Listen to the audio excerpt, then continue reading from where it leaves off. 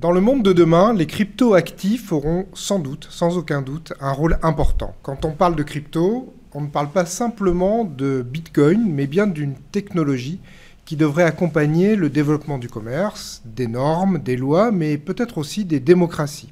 Faustine Fleuret, vous êtes présidente et DG de l'ADAN, l'association pour le développement des actifs numériques. Est-ce que ce que je viens de dire sur ces crypto-actifs qui accompagneraient le développement du monde de demain, c'est un délire ou est-ce que vous pensez qu'il y a une réalité? Non, non, c'est tout à fait vrai. Effectivement, historiquement, avec Bitcoin, c'est le monde de la finance qui a été impacté par l'apparition des crypto-actifs et le développement des technologies blockchain.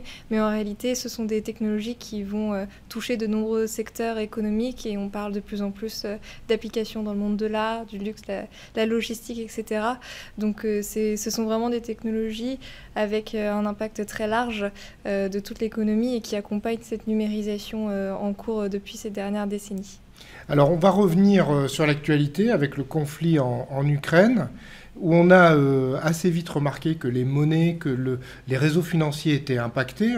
Quand on exclut un pays du réseau SWIFT, qui permet de faire des virements entre pays, en fait, on se retrouve sans pouvoir faire de virements. Et là, le Bitcoin ou des crypto-monnaies, plus largement, ont-elles été utilisées pour continuer les échanges? Et est-ce que finalement, ce n'était pas le vrai rôle des crypto-monnaies, c'est-à-dire se passer du système financier et bancaire traditionnel?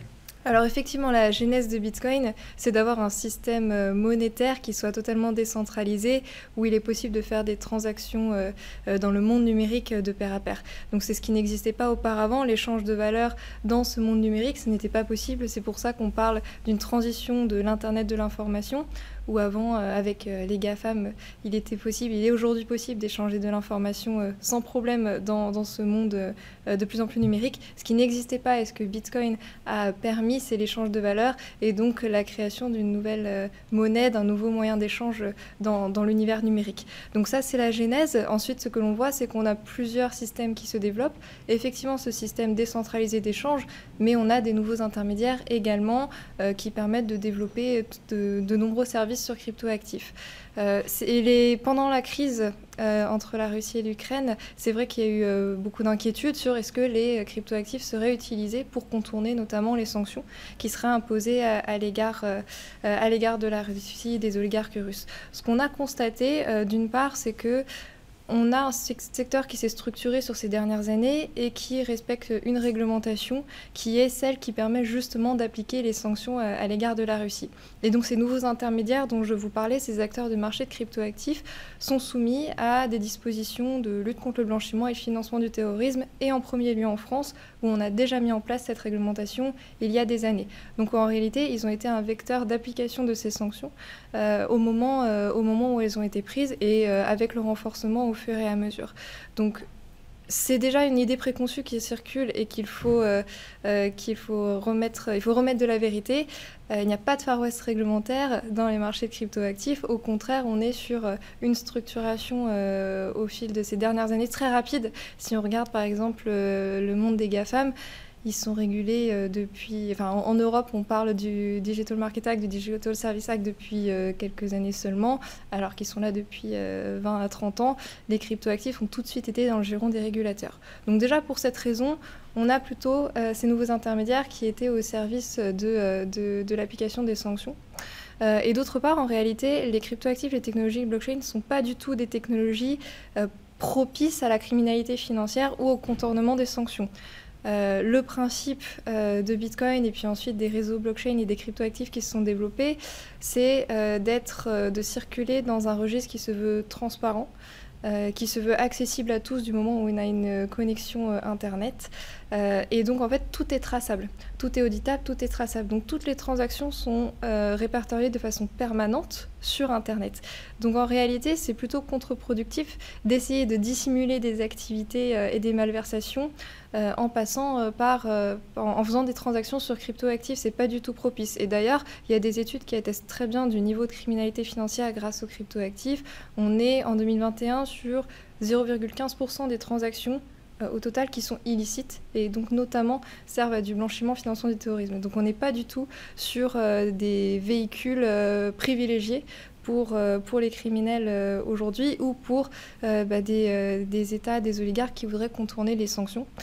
Au contraire, en plus, combiné à des intermédiaires qui sont soumis à des réglementations et des technologies qui sont transparentes, on est au contraire sur un monde où ce sera beaucoup plus compliqué de vouloir faire de la criminalité financière.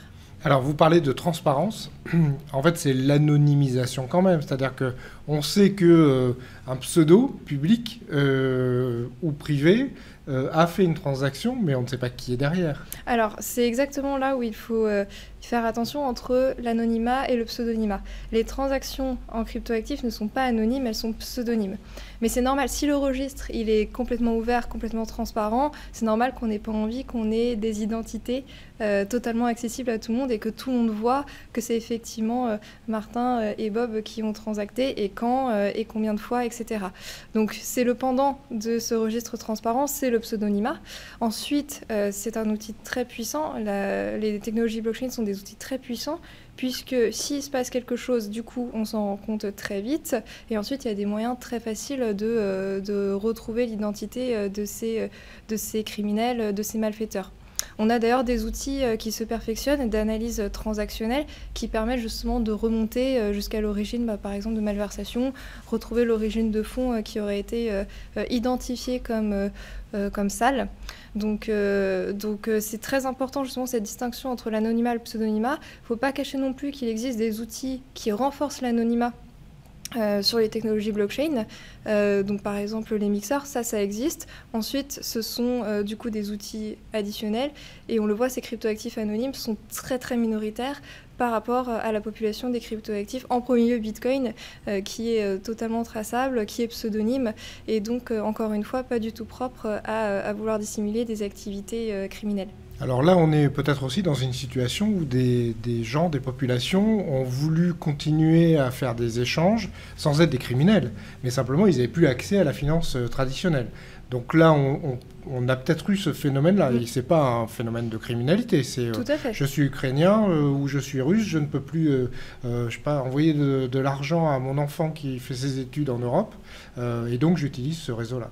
Complètement. Alors c'est pour ça qu'il faut toujours distinguer l'usage que l'on fait d'une technologie qui peut être bon et qui peut être moins bon. C'est vrai qu'on a beaucoup moins parlé des cryptoactifs comme d'un vecteur de donation, notamment la population ukrainienne au début du conflit, quand justement il n'était pas possible pour ces populations d'accéder à de la monnaie ou à leur banque. Donc il peut y avoir, en fait, une technologie, elle n'est pas bonne ou mauvaise en soi, c'est l'usage qu'on en fait. Donc il est normal qu'on ait des réglementations qui viennent réprimander des comportements réprimandables justement. Ensuite, l'anonymat, le pseudonymat peuvent être utiles. Par exemple, effectivement, on n'a peut-être pas tous envie de savoir qu'on va faire une donation à l'Ukraine, qu'on va faire une donation à X ou X. Donc il faut absolument, si on pense à de la réglementation, que ce soit sur les usages et sur ces usages qui sont mauvais, mais qu'on ne mette pas toute la technologie, qu'on ne dépeigne pas toute la technologie blockchain et les cryptoactifs comme quelque chose de mauvais. Et c'est pour ça que le secteur souffre beaucoup des idées préconçues qui circulent sur les cryptoactifs et les technologies blockchain qu'on a tendance à dépeindre de façon très, très négative. Oui, c'est tout votre travail, vous, d'arriver à influencer ou à faire pression sur les autorités, par exemple, les autorités financières ou les autorités bancaires, pour leur expliquer que oui, ça peut être un vecteur, ça peut être un objet pour la finance, et c'est pas obligatoirement de la malversation.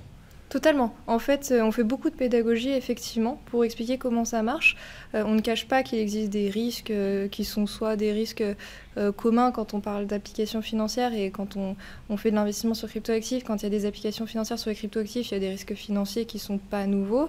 Mais aussi, ce qu'on essaie d'expliquer, c'est les opportunités technologiques qui peuvent d'ailleurs être le fondement de ces réglementations. La transparence, la traçabilité, la programmabilité qui sont propres au réseau blockchain peuvent être justement des leviers très intéressants pour une réglementation efficace. Donc c'est vrai que notre premier rôle, ça va être de la pédagogie, à la fois sur le fonctionnement de ces cryptoactifs, de ces marchés, mais aussi sur l'existence de ces entreprises qu'on ne connaît pas forcément. C'est vrai que la médiatisation veut qu'on parle beaucoup des cryptoactifs et pas forcément bien. On ne se rend pas compte derrière de l'économie réelle et de toutes ces entreprises qui construisent le quotidien de demain de tous les citoyens. Alors, avec l'arrivée d'une technologie, il y a toujours du côté des anciens, ceux qui vont être bouleversés par cette technologie ou par ces nouveaux services. On pense par exemple, je sais pas moi, à l'ubérisation, qui était le mot à la mode à une époque, et donc les chauffeurs de taxi avaient eu un rejet par rapport à ça. Donc on a eu sans doute une phase de rejet de la part des autorités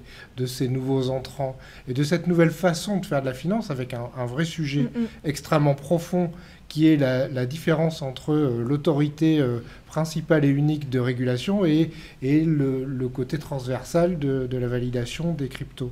Donc on a eu un rejet. Est-ce qu'aujourd'hui, on est dans l'acceptation déjà, ou est-ce qu'on est encore dans l'observation, le petit passage de test en disant, allez, est-ce qu'ils vont y arriver, est-ce qu'ils vont devenir raisonnables ou acceptables? La France regarde depuis très longtemps le sujet crypto, et a été très précurseur pour comprendre justement comment ça fonctionne et pour penser à une réglementation qui se veut la plus adaptée à ces innovations. Ça fait plus de 3 ans que les acteurs de marché français sont encadrés et doivent respecter de nombreuses règles. Ensuite, c'est vrai que ce qui avait été inédit à l'époque, quand le régulateur financier a pensé à cette réglementation, c'est qu'il y a des éléments qui sont optionnels pour justement permettre à ces entreprises qui sont nouvelles, les technologies blockchain, le Bitcoin c'est 2009, donc l'industrie est tout aussi jeune, et il faut faire attention quand on pose un cadre à ce que ça n'entrave pas totalement l'innovation et que ce soit pas trop lourd. C'est ce qui a été le choix à l'époque de l'autorité des marchés financiers, en posant un cadre avec des composantes obligatoires mais aussi des composantes optionnelles pour faire attention à ce que l'industrie puisse quand même se développer et se développe de façon vertueuse en suivant une réglementation qui se voulait progressive. Donc on était bien engagés. On a un tout petit peu plus peur des débats au niveau européen. La réglementation est en train de se construire. C'est beaucoup inspiré de ce qu'on a fait en France. La France est extrêmement moteur dans la construction de cette réglementation. Il y a des choses qui vont arriver dès 2024, dès 2024 ou plus tard 2025. C'est vrai que là, on a des craintes sur la proportionnalité et le caractère adapté de cette réglementation. Et on sent qu'il y a encore des inquiétudes, et notamment sur, on va dire, les innovations les plus innovantes des cryptoactifs, par exemple la finance décentralisée ou les NFT dont on parle de plus en plus. Donc nous, notre message, c'est de faire attention à ne pas aller trop vite et ne pas aller trop loin, puisque ça doit se développer, et qu'il faut aussi se rendre compte que notamment la finance décentralisée, on n'est pas sur des marchés qui sont aussi imposants et donc aussi systémiques que la finance traditionnelle. Donc on peut y aller progressivement sans que ça pose de gros problèmes de stabilité financière. À côté de ça, en Europe, on a les expérimentations en cours de la Banque Centrale Européenne pour un euro numérique qui, dans notre compréhension, se veulent en réaction à l'émergence de stablecoins, donc ces jetons qui ne sont pas du tout volatiles, au contraire d'autres cryptoactifs, mais qui sont stables, qui se veulent représenter des devises, et notamment des stablecoins euros qui essayent d'émerger. Ce qu'on comprend là, c'est vraiment l'inquiétude des banques centrales sur l'émergence de ces nouveaux actifs, et peut-être une envie de préempter leur émergence, ce qui serait absolument délétère au développement de l'innovation. Donc il y a du positif et du négatif. C'est la peur de perdre le pouvoir absolu de la création de monnaie. Tout à fait. Alors, en sachant qu'aujourd'hui, on a beaucoup d'initiatives privées de dollars sur les technologies blockchain. Le marché des stablecoins, c'est 99% du dollar. Donc on est déjà en train de recréer l'hégémonie dollar dans ce nouveau monde numérique, et on n'encourage pas le développement de ces stablecoins euros pour être concurrents et pour peut-être reprendre la main sur le monde réel. Et ce qu'on voit aussi, c'est que si on ne le fait pas, on a déjà des entreprises américaines qui émettent des stablecoins euros parce qu'on n'encourage pas nos champions européens à le faire. Donc on a les 2 plus gros émetteurs de stablecoins dollars qui sont aujourd'hui des émetteurs de stablecoins euros. Donc l'innovation, elle est en marche, c'est le message qu'on passe, elle est en marche, et si on ne permet pas à l'industrie européenne de la développer, et de percevoir les retombées économiques et d'être les champions de demain, ce seront d'autres champions, ce ne seront pas les nôtres, mais l'innovation, on ne peut pas l'entraver. Est-ce que la France est considérée plutôt comme un pays libéral ou qui a accepté ces technologies crypto-actifs, ou en Europe, où il y a d'autres pays qui sont plus libéraux? Je pense par exemple à l'Estonie, qui a l'air d'accueillir à peu près toute personne qui veut créer une boîte qui travaille autour des cryptos. Alors, je ne suis pas sûre sur un sujet spécifique crypto, qu'il y ait des États qui sont un tout petit peu plus ouverts à l'innovation et aux nouvelles technologies comme l'Estonie que vous citiez. Ensuite, la France a l'avantage d'avoir une clarté réglementaire et fiscale qui, même si la fiscalité n'est pas forcément la plus avantageuse, au moins elle est lisible pour les entreprises. Et c'est pour ça qu'on voit aujourd'hui que les acteurs étrangers qui veulent s'établir en Europe considèrent véritablement la France comme un endroit où s'établir, parce qu'on a déjà des régulateurs qui sont relativement experts du sujet pour avoir travaillé dessus depuis des années. On a un cadre réglementaire en place qui, en plus, comme il a inspiré le cadre européen, se veut être une transition parfaite pour être en conformité à temps. On a une industrie très dynamique et des talents qu'on nous reconnaît en finance, en mathématiques, en informatique. Donc on est à un point de chute assez logique pour des grandes entreprises étrangères qui voudraient se développer en Europe. Ensuite, on constate encore beaucoup de réticences et beaucoup d'inquiétudes. En ce moment, on travaille sur la fiscalité des cryptoactifs dans le cadre du projet de loi de finances 2023. On se rend bien compte qu'il y a vraiment une crainte d'avancer parce qu'il y a encore une compréhension limitée de ces cryptoactifs, de ces marchés et des a priori négatifs qui font toujours beaucoup de mal pour travailler avec certains députés, certaines autorités où il faut encore une fois accentuer notre travail de pédagogie. Alors vous dites que le régulateur ou les autorités financières sont plutôt éclairés, on va dire comme ça. Et finalement, il y a un autre acteur de la finance qui, lui, a l'air d'être beaucoup moins heureux du développement des cryptoactifs. Ce sont les banques et les réseaux bancaires. Parce qu'on a plein de témoignages, de nombreux témoignages de sociétés qui font des exchanges ou même des cryptoactifs qui disent « dès qu'un de mes clients veut sortir des euros de son compte en banque traditionnel pour aller vers chez moi, la banque dit non ». C'est une réalité? C'est encore une réalité? Oui, c'est une réalité et c'est vrai que ça impacte à la fois les professionnels de ce nouveau secteur et les Français et les Européens qui voudraient bénéficier de ces innovations. Effectivement, c'est extrêmement difficile aujourd'hui pour une entreprise qui dit vouloir faire une activité en lien avec les cryptoactifs ou avec les technologies blockchain de pouvoir ouvrir un compte bancaire, ce qui est quand même le b.a.-ba du développement d'une activité. Et ensuite, tous les services qui en découlent, l'accès au crédit, leur est fermé. À l'époque de la crise de la Covid-19, l'accès au PGE ne leur était impossible du fait de ne pas avoir de compte bancaire auprès d'établissements français, l'accès à des services de paiement. Donc pour les professionnels, c'est extrêmement compliqué. La façon aujourd'hui de s'en sortir, c'est d'aller voir d'autres établissements non français, d'autres établissements de crédit qui seraient plus ouverts. Et c'est relativement contre-productif d'avoir voulu mettre en place une réglementation pour notamment les risques de blanchiment et de financement du terrorisme, si derrière on contraint nos entreprises crypto à aller voir des banques moins disantes dans d'autres pays, et qui donc ne sont pas aussi regardantes que les établissements français que l'on sait très crédibles et très sérieux. Donc pour les entreprises, c'est un véritable problème. Et pour les Français, clients, les usagers, il y a encore des sujets de, effectivement, un virement vers une plateforme ou depuis une plateforme, c'est assez fréquent que ce soit bloqué, que ce soit impossible d'en faire, parce qu'il y a toujours cette méconnaissance des cryptoactifs, de la réglementation qui existe. Et donc, on a des prestataires qui sont réglementés, mais leur traitement n'est pas différent par rapport à des acteurs qui ne le seraient pas.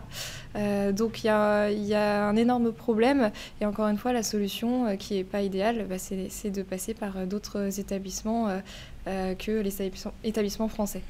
Je vais peut-être aller dans des détails que vous ne maîtrisez pas complètement juridiques, mais comment une banque peut interdire à un de ses clients de faire un virement sur un IBAN en FR, donc un IBAN français? Comment c'est possible ça? Alors, elles choisissent de bloquer le virement parce qu'elles vont faire des analyses une fois que l'opération est demandée. Et en général, ce qui se passe, c'est qu'elles demandent à leurs clients de signer des charges en disant « vous comprenez très bien que nous, on n'était pas d'accord pour opérer cette transaction, vous êtes conscient des risques et s'il se passe quelque chose, c'est à votre...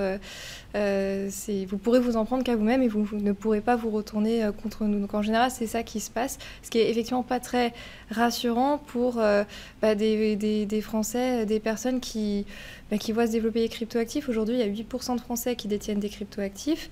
C'est très logique qu'ils se tournent vers leur intermédiaire de confiance habituel pour avoir des informations, donc leur banque, et aujourd'hui n'ont pas ces réponses auprès de leurs intermédiaires. Et c'est très dommageable pour l'écosystème. Bon, bien sûr, ils vont voir ces nouveaux entrants, ces nouvelles plateformes qui sont, elles, spécialisées. Donc pour les banques, il y a une perte de clientèle à venir, ça c'est certain. On estime à 1 Français sur 5 ceux qui voudraient changer de banque si en face ils en trouvaient une qui serait plus apte à les aider à aller sur les marchés de cryptoactifs. Mais le problème, c'est que comme de l'autre côté, les établissements français n'aident pas à développer l'innovation, bon, on a un peu un serpent qui se mord la queue.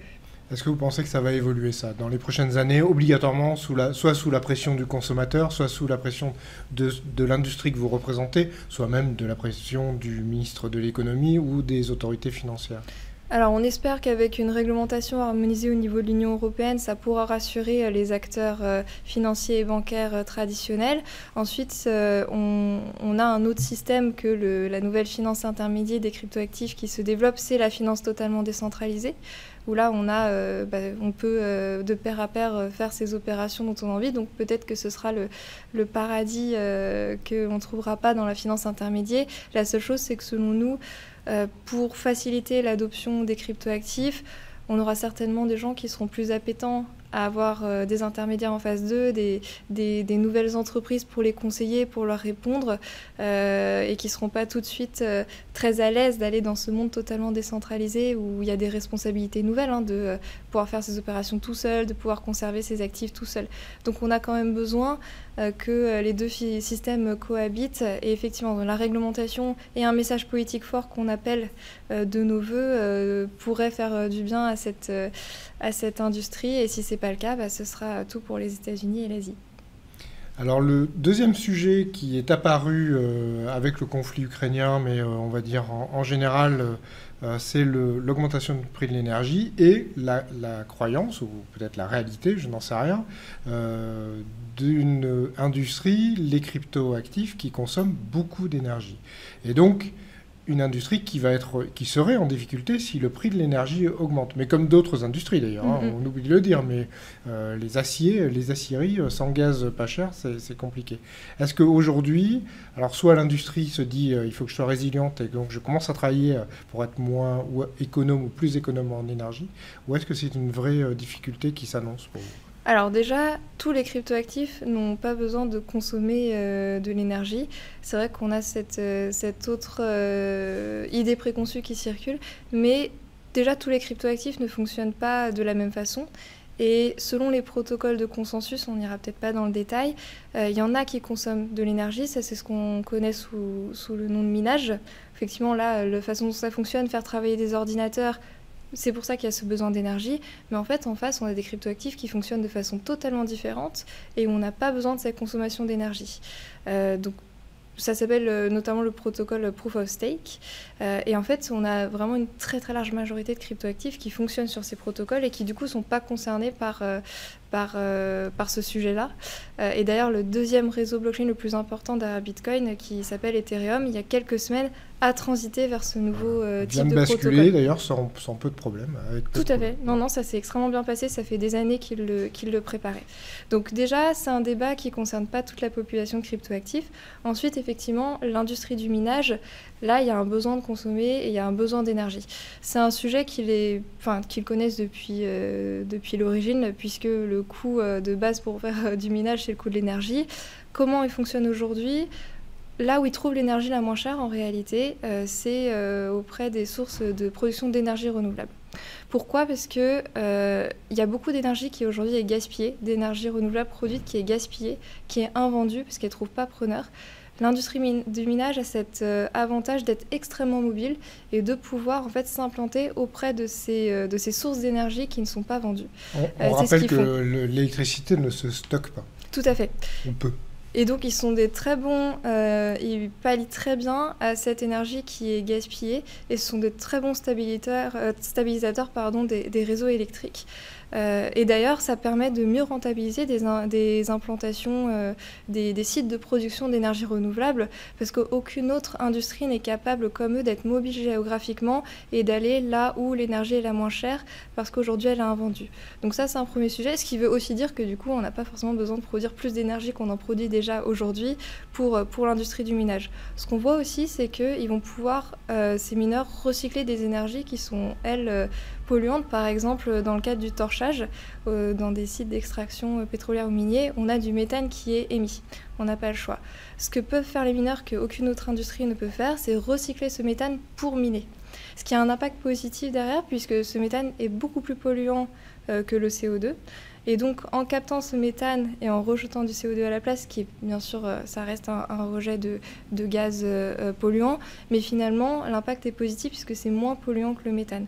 Donc, on encourage d'ailleurs des partenariats entre l'industrie du minage et ces sites d'exploitation pétroliers là pour réduire l'impact de ces sites de production. Il y a un véritable pari à prendre sur le minage comme levier de la transition écologique que l'on appelle de nos voeux et que l'on souhaite faciliter par des politiques publiques.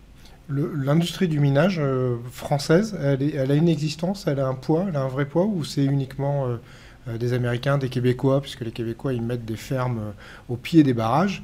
L'industrie française est importante? Il y a des entreprises françaises qui font du minage. Ensuite, elles ne minent pas en France parce qu'effectivement, le coût de l'électricité ne leur permet pas. C'est pas du tout intéressant. Mais on a des champions français qui sont implantés en Amérique latine, en Afrique, en Europe du Nord. Et donc, c'est pour ça qu'on souhaite les encourager parce que c'est elles qui engagent ce cercle vertueux. Alors on va aller maintenant sur l'usage des cryptoactifs. On a peu dit le mot crypto-monnaie parce que c'est un mot que vous n'aimez pas beaucoup. Non, non, c'est que crypto-monnaie est plus restrictif que cryptoactif. Donc on va rester sur les cryptoactifs.